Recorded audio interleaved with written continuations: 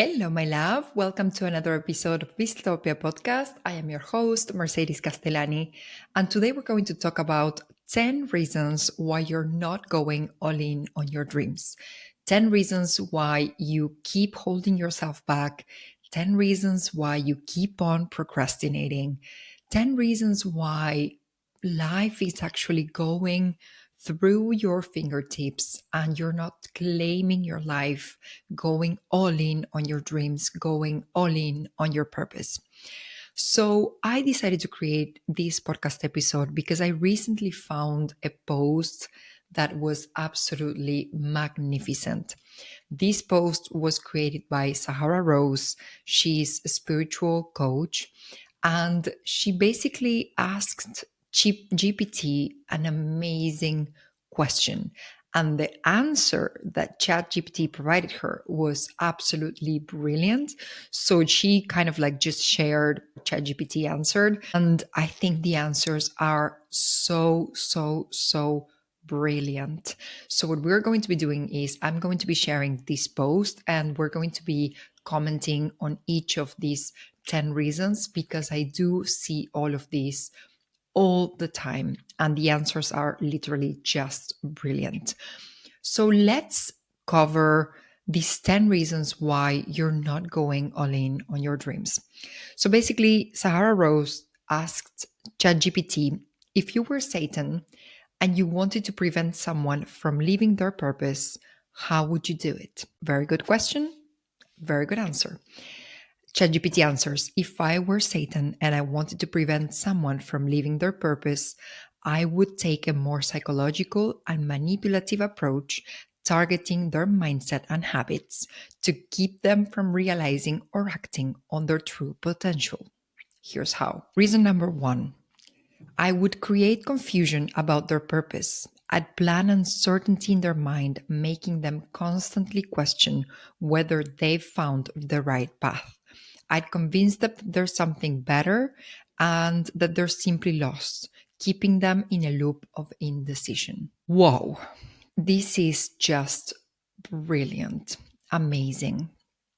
And I do see this pretty often in my clients. So sometimes what's going to happen is that people find the answer, they find that thing that they want to do, but then they're like, maybe it's not that one. Maybe it's something else. Let me try something else first. Let me wait and waste a couple of years. And then maybe I'll go all in on that one thing that I've decided that I want to do. So that state of being in a state of confusion, it's actually something that is going to keep you stuck. I remember that when I was looking for my own purpose, I remember I went to a very important coaching session that literally changed my life. I went into this coaching session and I told the coach, I don't know what to do with my life. I have so many ideas. I don't know where to start. There's so many options. I'm so confused. I'm so lost. And she was like, okay, amazing. Then tell me all of your ideas. Tell me all of your possible axes, possible things that you could be doing. And I started speaking. I started sharing my ideas. And basically, she let me talk for 40 minutes. The session was 60 minutes. She let me talk for 40 minutes. And at the end of those 40 minutes, she said, do you realize that you only have one idea? Do you realize that you've been talking about that one idea, coaching women, helping them feel better, helping them with their spirituality, helping them find their purpose? Do you realize that you've been talking about one idea for 40 minutes? So you don't have a bunch of ideas. You have one idea, one single idea, which was helping women through coaching. And that coaching session literally changed my life because as long as I was in this state of, I don't know what to do, there are so many options, I'm so confused, is it this option or one of the other options? As long as I was in that state of confusion, I could allow myself to not take action. I could allow myself to sit and wait until I would figure it out. But then when I did find that I actually had one idea and that it was very clear what I actually wanted to do, I couldn't use this excuse anymore. I had to actually do something about it. So basically, my next step, my task after that coaching session was, okay, if this is what you want to do and you're serious about coaching, then find all of the coaching schools in Spain. Back at that time, I was living in Spain. Find all of the coaching schools and coaching options in Spain and choose one. So this is really, really good. As long as we are in the state of confusion, we don't need to actually act, which can be comforting, but it's going to keep you stuck in a loop in which you don't want to be. Reason number 2, I would feed their self doubt. I'd amplify their inner critic, convincing them that they are unworthy or incapable of achieving their purpose. I'd make them feel that no matter how much they try, they'll never be enough. Whoa. Self doubt is the reason number 2 why many times we're not going all in on our purpose. Maybe when we were children, we were made to believe that we were not worthy of our dreams, that we were not worthy of love, that we were not worthy of money. And then what happens is that we're adults now, we're full grown up men and women, and we're still carrying those wounds of unworthiness. So maybe we are clear about what we want, but we don't think we deserve it. So I will let that sink in because it's not an easy one to realize and then to act. But what if you know what you want, but you don't think you actually deserve to be that happy? You don't think you actually deserve to have a job that you actually love and enjoy every day of your life? What if you don't think you actually deserve the kind of money that you want to have? What if you actually don't believe that you deserve amazing clients, for example, or amazing opportunities, depending on what you wish and what you desire for your life? So, when we are looking for a purpose and we want to transform our lives, we really need to dig into the deep, deep, deep subconscious programming that says, do I deserve to have this? Will I be able to create this? Will I be able to do this? And do I deserve to have all of this? Reason number 3 says, I would tempt them with comfort and complacency. I'd lure them into a life of comfort where they'd become so accustomed to ease and predictability that the fear of taking risks and stepping into the unknown, which is actually where true growth and purpose lie, will keep them stuck. So, whoa, whoa, whoa, whoa. This is so good because, well, I've seen this in myself and I've seen this in my clients.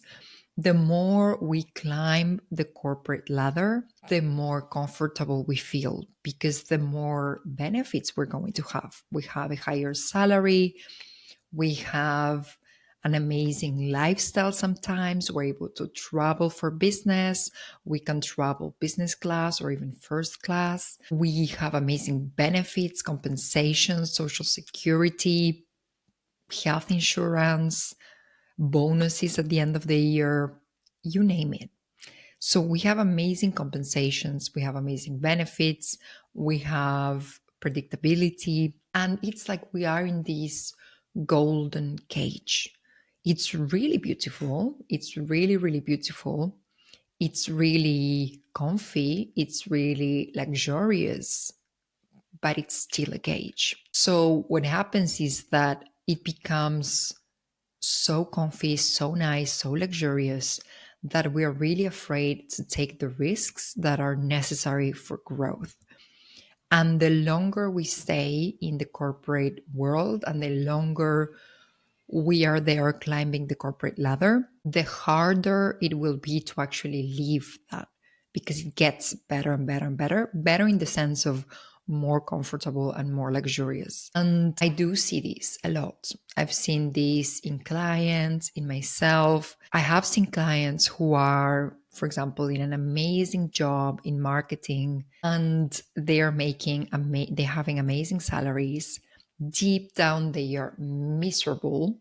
They want to quit every day of their lives.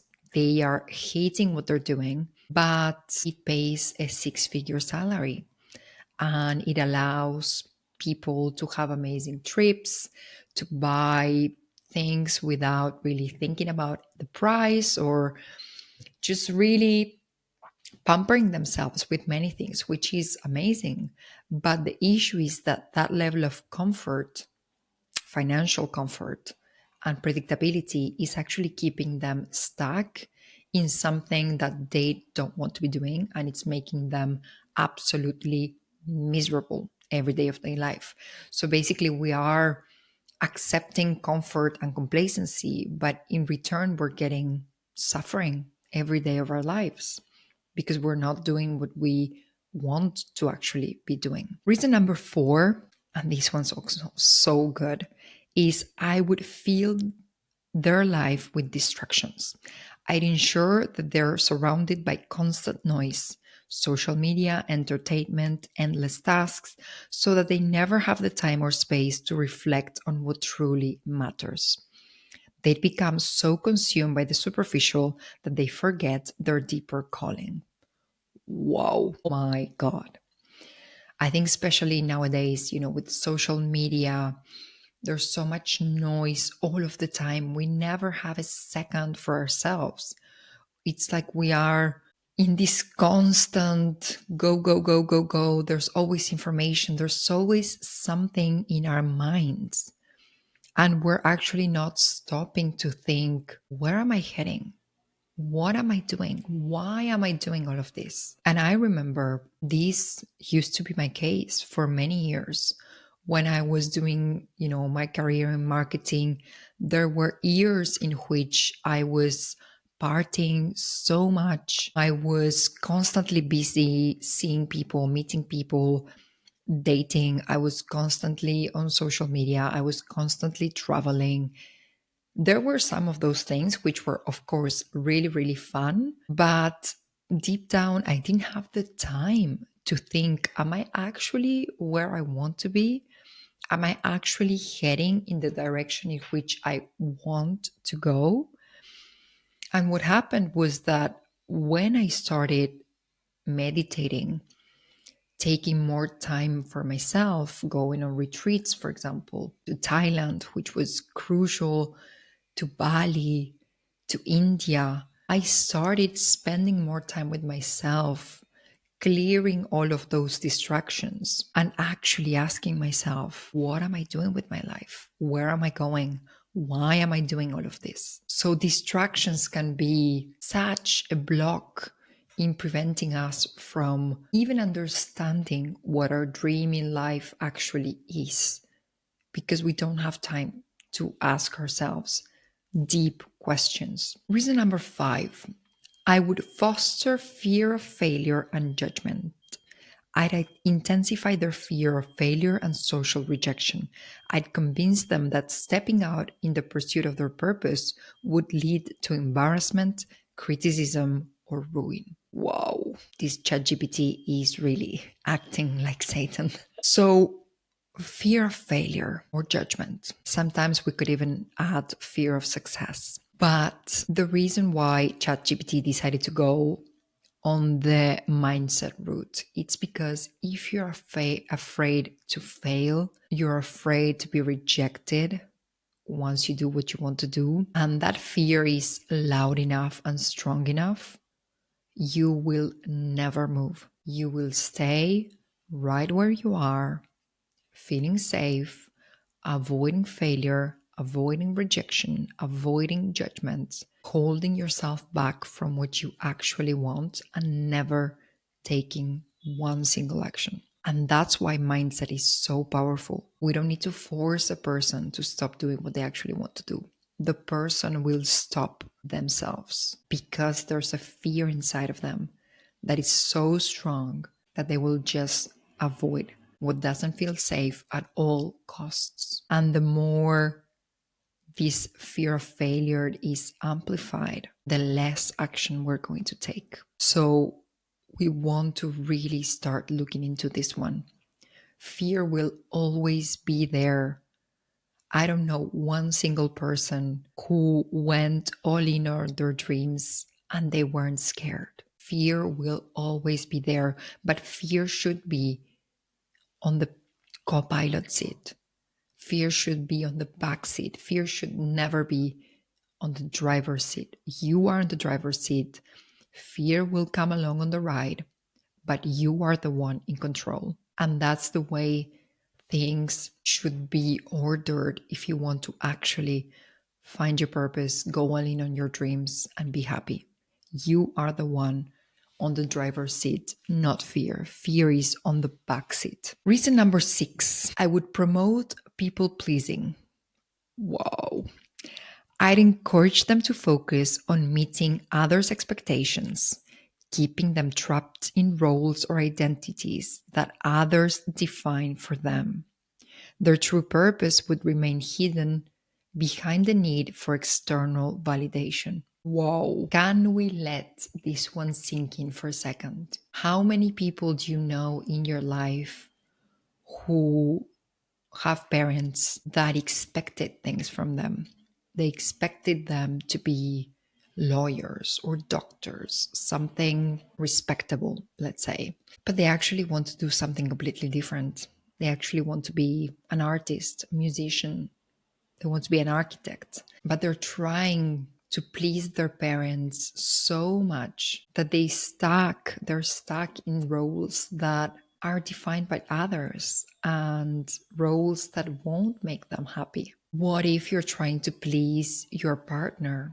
Your partner wants you to stay in that safe, well-paid corporate job, but you actually want to do something else with your life. What if you're trying to please your boss in your current job who doesn't want you to change because you're a very good employee, but deep down you want to change completely how you're spending your days, your life, where you're pouring your energy. So this one is really good. We're outsourcing power here.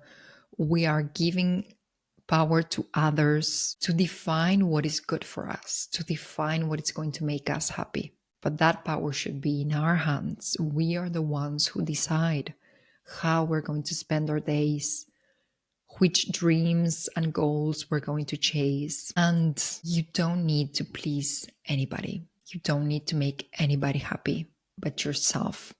The only person that you should be making happy is yourself. Other people can take care of their own happiness. You take care of yours. Reason number 7, I would manipulate the relationships.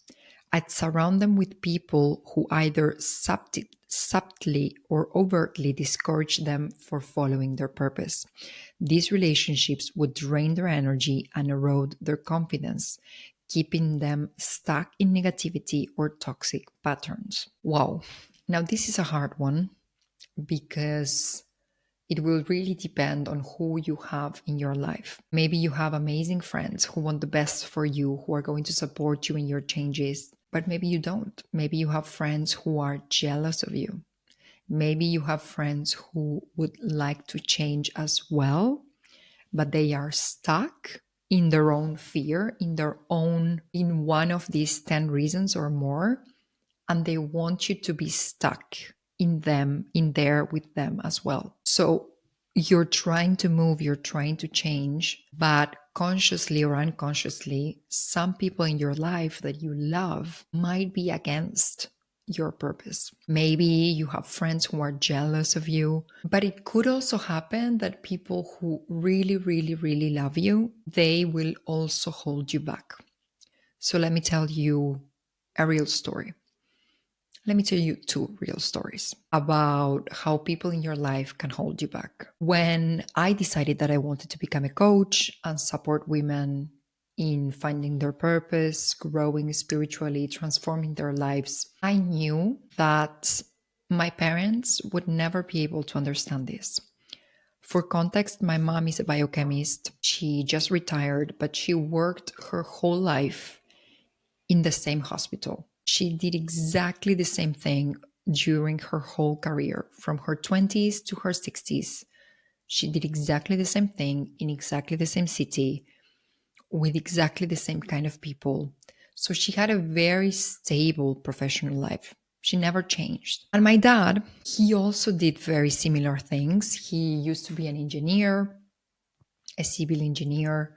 And for, I would say, 30 years of his career, he worked for the government and he would direct different projects.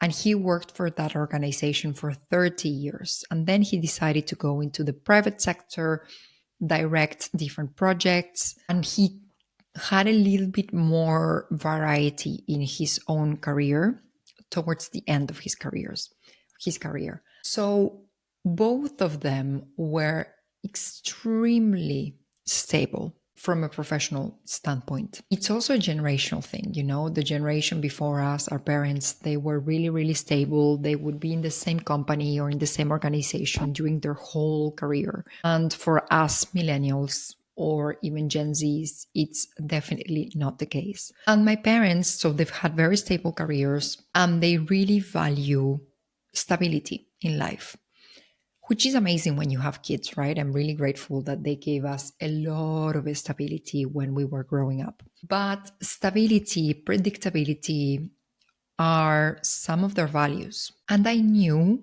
that when I would tell them, look, I've had this very successful marketing career for many years. I have a stable job with a very predictable salary, etc., etc. I knew that when I would tell them, I'm going to quit this amazing, in their eyes, job that I have to create my own business as a coach, I'm going to do things online and make women happy, they wouldn't really understand what I wanted to do.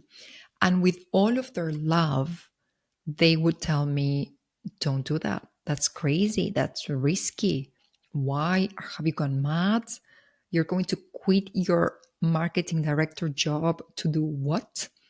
So I knew that from a place of love, they would discourage me. So I decided that I was going to do this anyways, and I decided not to tell them until very, very, very last minute. So I allowed the idea, the dream to grow inside of my heart. I did my master's as a coach. I started having clients. I planned all of my finances to do the transition.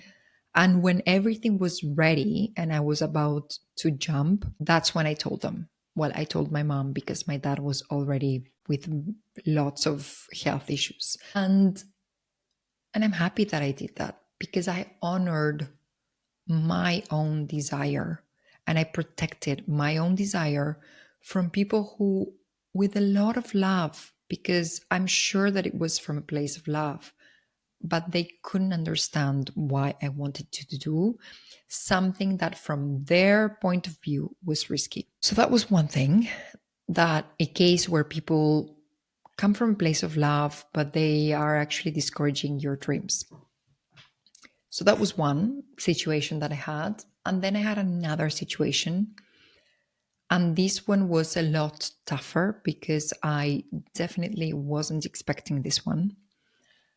And basically, what happened was that when I decided that I was going to become a coach, one of my best friends who would deep down love to be a yoga teacher, she has several teacher trainings. She's doing yoga all the time. She lives and breathes yoga. And she would love to quit her marketing job and she would love to become a yoga teacher. That's her dream. Deep down in her heart, that's what she wants. So when I decided to quit my marketing job and go all in on my dream and become a coach, I thought this friend would support me. I thought this friend would be like, oh my God, I love it. Let's do projects together.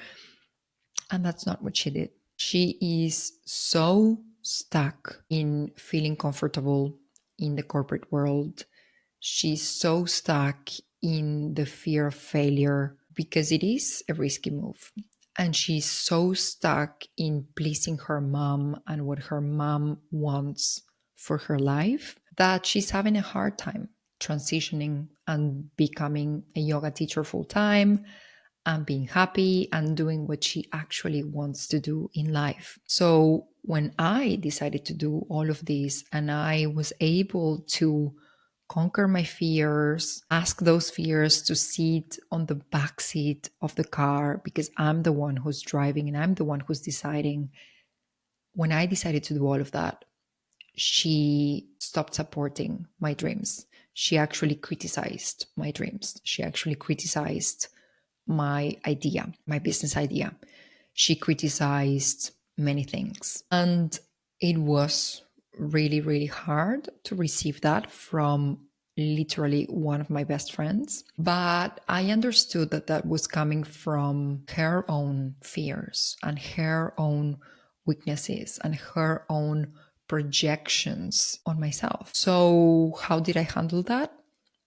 I put a lot more distance with this friend. I put a lot more distance. It was very hard because it was, again, one of my best friends. But I kind of like downgraded her to just a friend from my master's, and that's it. So we meet every once in a while, we'll have a coffee, but I'm not sharing my dreams. I'm not sharing my ambitions. I'm not sharing my success. I'm not sharing I'm not opening my heart. I'm not being vulnerable with her because she can't receive it just yet. So my hope is that maybe in a couple of years' time, she's going to be able to deal with her own issues. And then eventually she will become a yoga teacher. She will be happy and she will be able to support my dream as well because she will conquer her own fear to go all in on your dreams.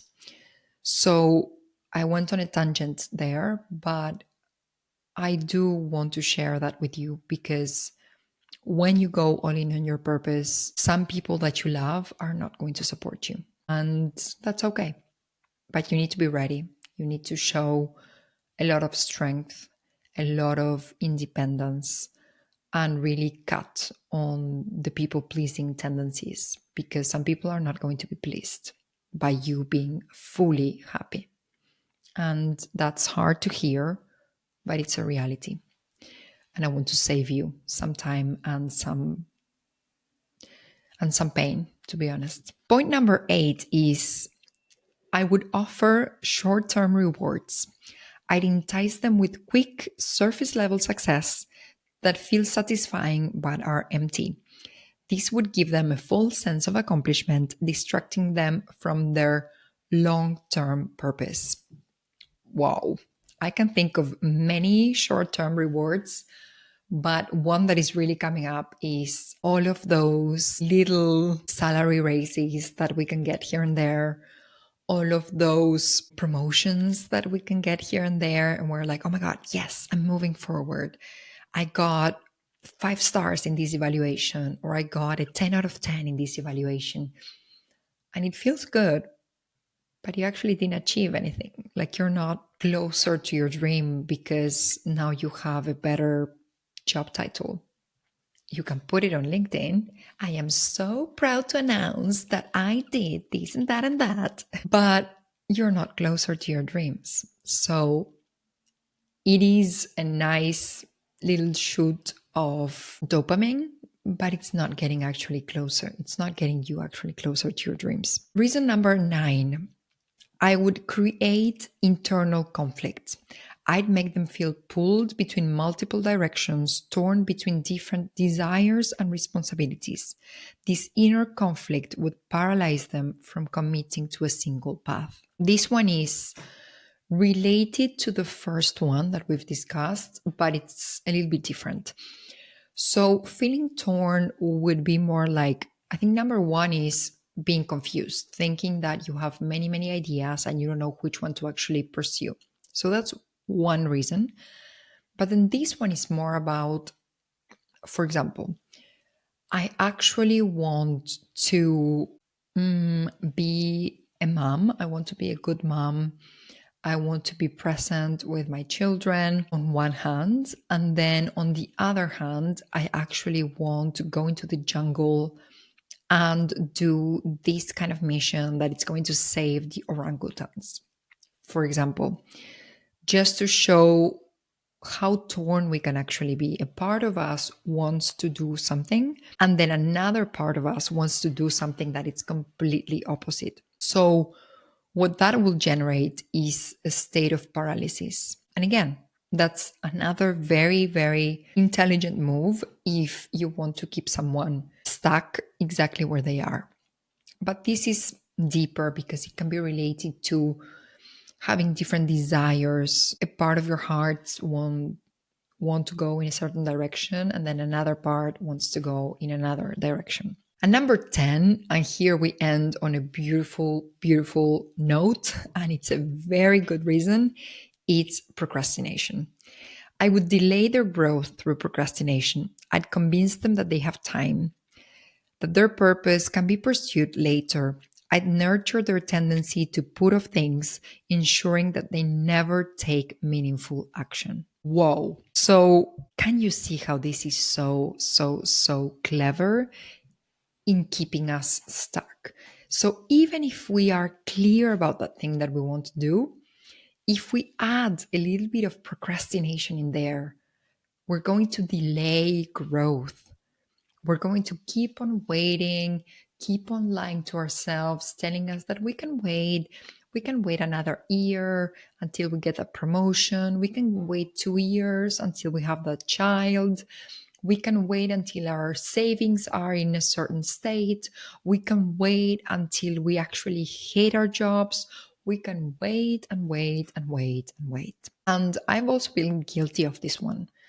I think for a couple of years, there was a lot of confusion, as I explained, and that confusion was mixed with procrastination. I was confused, but I wasn't really taking action to get out of that confusion. So I was procrastinating and remaining in that state of confusion. So this one is also really, really, really good. So these are the 10 reasons why you're not going all in on your dreams. First, confusion. Second, self doubt. Third, comfort. Four, distractions. Five, fear of failure or judgment. Six, people pleasing. Seven, your relationships. Eight, getting short term rewards. Nine, feeling torn. And 10, procrastination. These are so good. ChatGPT literally delivered on this one. Each one of them is so good, so real. I see them all the time in clients. I've been through some of these ones myself. And now you're probably wondering, okay, I definitely have a couple of these ones. I can definitely spot some of these. Now, what do I do? How do I actually get out of this place? And how do I actually prioritize going all in on my dreams, finding my purpose, changing my life for good? So, I have an answer for you. And the answer is that I have a program inside of Blisstopia, which is called Blisstopia Path to Purpose program. And we will absolutely talk about these different blogs, specifically the ones that are coming up for you. And we're going to clear those so that you can actually do that thing that you want to do, or that combination of things that you want to be doing. So the way I've structured this program, it's in 4 months. On the first month, we're going to dive.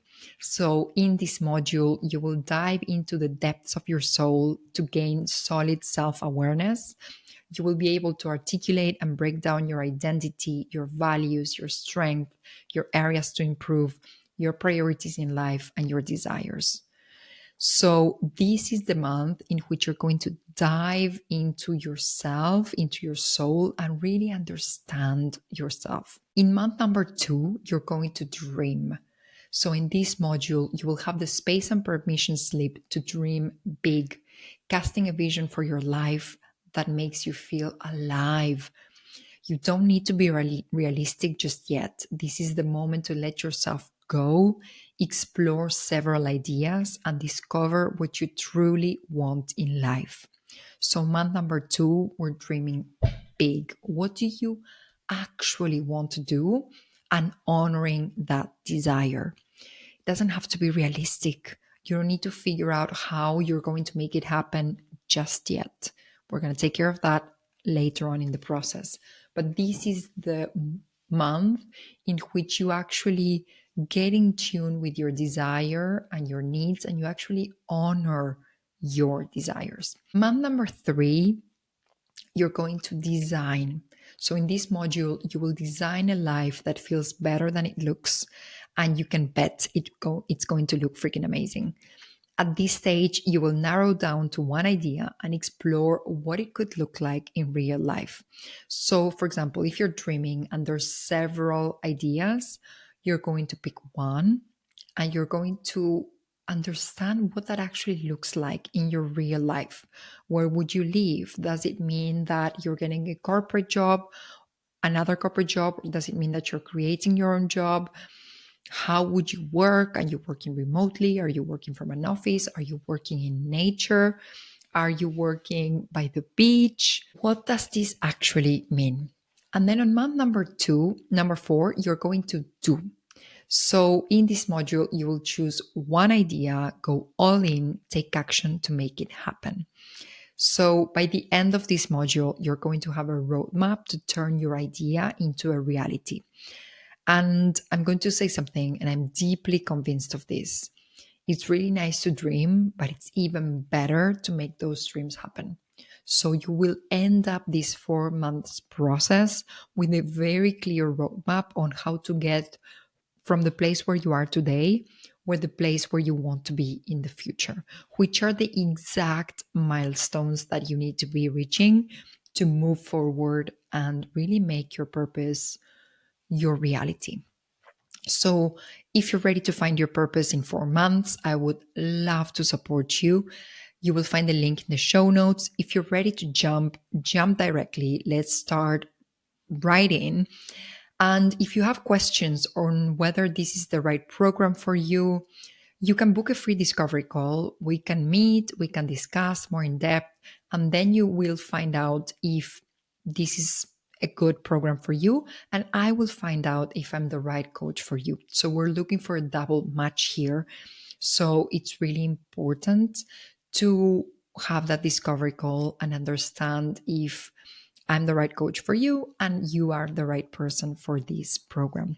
So, thank you so much for tuning in on this week's episode. I hope that you were able to really be self aware and figure out if some of these blocks are applying to you. If they do apply, do not feel discouraged. Now you know self awareness is not easy, but it's the first step. Now you know what's blocking. Now you know what is standing in the way between you and your purpose. And now you know exactly where you need to act. And if you want my support, I'm here for you. So thank you so much for tuning into this week's episode. I will see you on the next episode. And in the meantime, in Blisstopia we trust.